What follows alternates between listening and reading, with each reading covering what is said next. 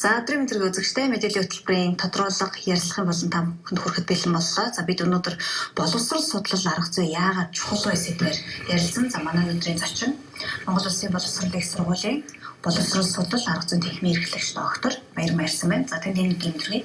За баярлалаа. Танд ч гэсэн бас энэ өдрийн мэдрэг яа. За хоёулаа ярилцлага эхлээд боловсрол судлал арга зүй гэж чухам юу вэ гэдгээс үзэгчтэй товч мэдээлэл өгөхөөр эхлэв. За боловсрол судлал арга зүй гэдэг бол нэлээд нийлмэл үг. Тэгэхээр боловсрол судлал гэдэг нь өөрөө хоёр үгний нийлбэр. Тэгэхээр боловсрол гэж юу юм бэ? Судлал гэж юу юм бэ? Боловсролын талаарх үзэл хандлага сүүлийн жилүүдэд өөрчлөгдөж байгаа. Боловсрол гэдэг нь бид нар ямар нэгэн оюутан суралцагчдаа мэдлэг чадвар эзэмшүүлэх үйл явц гэж үздэг байсан бол өнөөдөр боловсролыг тогтолцоонд нь авч үзэх, боловсролыг бас судалгаа шинжилгээтэй холбож, өөрөөр хэлбэл боловсролын аль салбарт боловсролын хаана гажуудал үүсээд байна, ямар асуудал үүсээд байна, тэр асуудлыг шийдвэрлэх ямар боломж байна гэдгийг л эрэлхийж тэр зарцыг олж ивэл энэ өөрөө боловсрол судлал. Манай манай Монгол Улсын боловсролын сургууль бэлтгэгдээд байгаа боловсрол судлаач арга зүйч гэдэг мэргэжил нь бол өөрөө яг боловсролын судалгааны чиглэлтэй тийм мэргэжлүүдийг бэлтгэхээс гадна бас энэ боловсролын үйлчилгээг зөв оновчтой чанартай өгдөг тийм бас арга зүйчийг бэлтгэж байгаагаараа бас онцлог юм аа. Тэгэхээр яахааргүй сүүлийн жилүүдэд бол боловсролын салбарт сургалтын системд гажуудал үүслээ. Үүнээс яаж өрсөн сэргийлэх вэ? Үнийгээ дагаад боловсрол олгож байгаа энэ ихтэй сургууль суралцж байгаа хүүхдүүдийн боловсрол гэсэн гажуудж байна гэдэг зүйл яриад байгаа. Тэгэхээр энэ бэлтгэж байгаа хүмүүс боловсролын энэ гажуудыг цэгцлэн гэж ойлгож болох уу? За тэрнтэй бол би бас санаа нийлж байна. Яагаад гэвэл энэ боловсрол судлаач гэдэг нь өөрөө манад анх мэргэжлийн боловсон хүчнийг бэлтгэж байгаа асуудал. Өөрөөр хэлбэл энэ боловсролын салбарт өнөөдөр яриад байгаа тэр гажуудал гэдэг байгаа яг хаана үсээд байгаа, юунаас улбаатай, ямар шалтгаантай гэдгийг илрүүлээд тэрийг үндэсний хэмжээнд судалж шийдвэрлэх арга замыг тодорхойлох тийм мэргэжлүүдийг л бэлтгэж байгаа. Тийм учраас энэ мэргэжлүүд нь амьдрал дээр гараад бас биднээс энэ боловсрол судлалын ажилд бас үнэтэй хувь нэмэр оруулна гэж бодож байна. Тэгэхээр яг боловсролын энэ тогтолцоог ярьж байгаа дээр бас яг багш бэлтгэх энэ үйл ажиллагаа бол яах гарахгүй боловсролтой холбоотой. Яагаад гэвэл өнөөдөр сургуулаа төгсөж байгаа ерөнхий боловсролын сургуулаа төгсөж байгаа хүүхдүүд өндөр босгооноо авч чадахгүй бол босгооноо бага багшийн үнэлэмж гэдэг зүйл унчаад байна л та. 400-450 босгооноо аваад багшийн сургуульд ордог хэн дуртай нь ордог нэг ийм тогтолцоо үүсчээд байгаа. Өнөөдөр боловсролын гажуудал мөн энэ дээр жишээ нь та өөрөө боловсрол судлал арга зүйн техникийн эрхлэгчийн хувьд юу гэж харж байна? Энэ Монгол Улсын боловсролын сургуульд элсэж байгаа оюутныг чанаржуулах асуудал өнөөдөр аягүй чухал байгаа. Өөрөөр хэлбэл багш бэлтгэх гэдэг асуудал нь бол эсэлтээс эхэлдэг.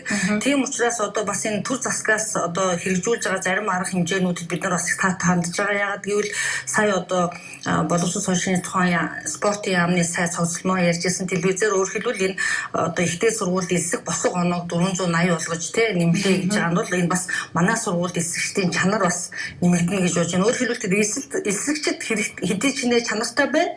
Тэр төгсөгчдийн чанар тэр төгссөнийхээ дараа ажлын байран дээр тавигдах шаардлагыг хангахад илүү их төхөмтэй гэж үзэж байна. Тэгэхээр яг энэ боловсрол судлал арга зүй чиглэлээр хичнээн оюутан сурч байна. Хичнээн оюутан суралц төгсөө энэ хүмүүс суралцаж төгсөөд ажлын байр бас хэрхэн яаж бий болж эргээд гарах үр дүнгээ харуулах юм байна.